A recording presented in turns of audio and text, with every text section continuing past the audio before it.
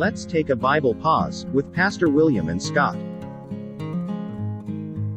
And he quotes Galatians 4:4. But when the fullness of time had come, I think you were talking about this verse earlier, but when the fullness of time had come, God sent forth his Son, born of a woman, born under the law. And Hebrews 7:26 says, For it was indeed fitting that we should have such a high priest, holy, innocent, unstained, separate from sinners, and exalted above the heavens.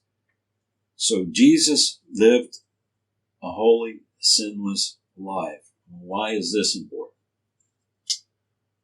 Well, if we understand our brokenness and our sin, if we understand that we are accountable to God who created us, and by that I mean we're in His universe, we're on His planet, and we're in rebellion against Him, and that all men are in the same boat, and how's the problem going to be resolved? How's this going to be fixed?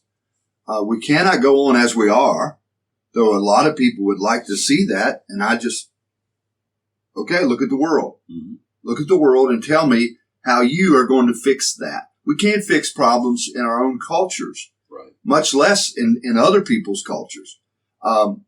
So the importance is that we haven't got a snowball's chance in Hades if there's not someone outside of us to take care of and solve this problem. Right.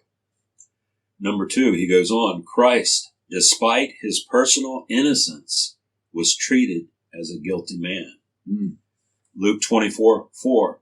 Then Pilate said to the chief priests and the crowds, I find no guilt in this man. And he goes on, I won't read them all, but in the book of Luke, chapter 23 alone, there's 5 proclamations of the innocence of Christ.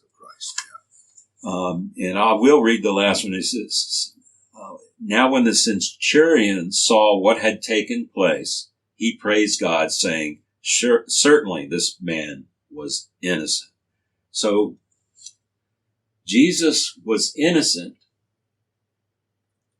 and declared innocent by the people there, but yet he suffered as though he was guilty. Right. So that's completely opposite what happens to Christians, right?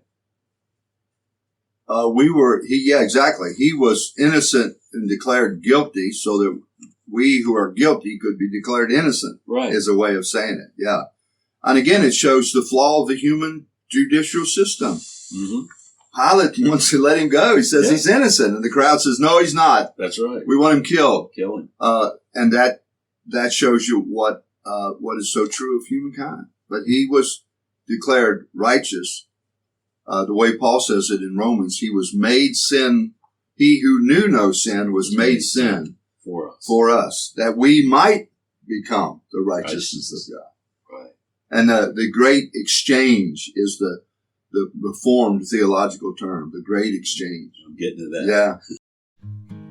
We hope you were blessed by this Bible pause. To listen to the entire discussion, go to our YouTube channel.